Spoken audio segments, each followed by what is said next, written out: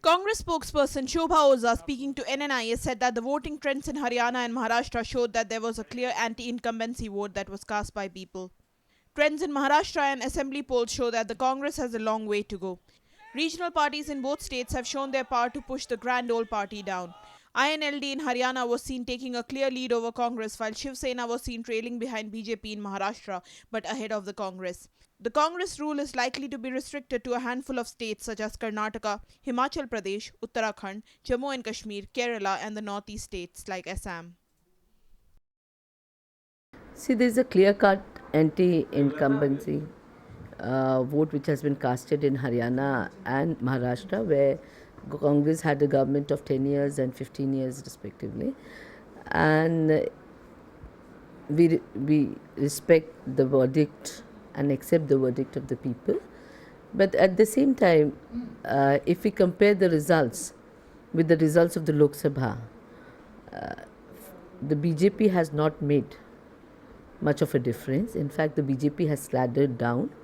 If we talk of Maharashtra, Congress just won 2 Lok Sabha seats with the lead in around 15 assembly segments. And now we are leading in nearly 49 assembly segments in Maharashtra, which clearly shows that Congress has improved in the last few days.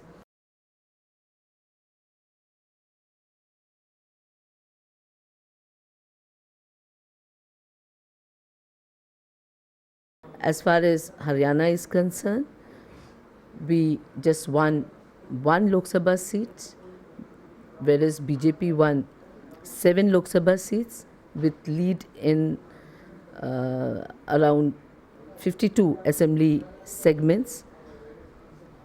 So right now BJP is leading in around 47 assembly segments.